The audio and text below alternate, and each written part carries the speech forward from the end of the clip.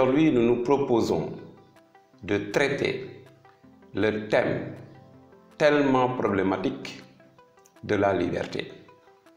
Voici un thème extrêmement complexe et très souvent, les questions reviennent concernant la liberté et on prend aussi très souvent la liberté pour ce qu'elle n'est pas.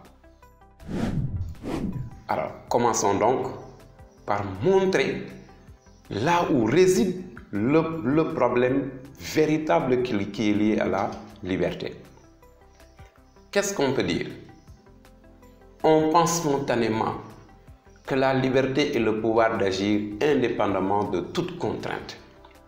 À chaque fois que nous posons la question ou à chaque fois qu'on considère la liberté en tant que telle, alors, nous pouvons retenir, chers apprenants, deux sens du mot liberté que je trouve être les sens les plus fondamentaux.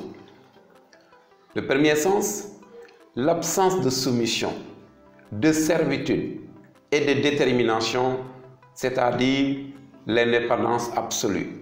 Faire ce que l'on veut, accomplir ses désirs sans obstacle ni contrainte.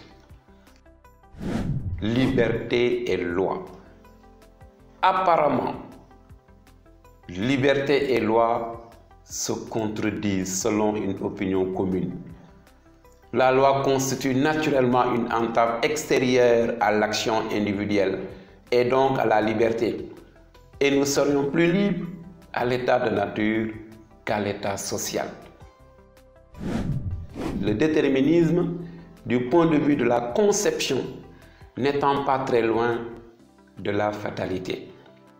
Puisque, en ce qui concerne aussi le déterminisme, et selon les philosophes déterministes, l'homme n'est qu'un élément du cosmos, une petite partie de la nature déterminée par l'ensemble.